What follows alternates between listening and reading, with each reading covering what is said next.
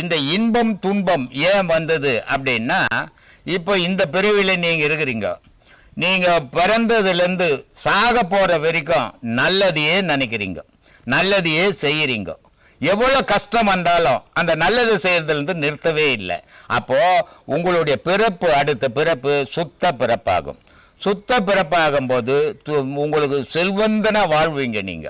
ஆனால் இந்த பிறப்பில் என்கிட்ட 10 ரூபாய் இருக்குது, மற்றவங்கிட்ட இல்லை, அவனை கேலி பண்ணி இழிவுபடுத்தி அவனை அசிங்கப்படுத்தும் போது எந்த உலகத்திலே நீ மற்றவனை இழிவா நினைச்சியோ, எந்த உலகத்துல நீ மற்றவனை அசிங்கப்படுத்தினியோ, அதே உலகத்துல நாளைக்கு உன்னை இழிவாக்கிடுவான், உன்னை அசிங்கப்படுத்துவான். இது பிறப்பினுடைய ரகசியமா.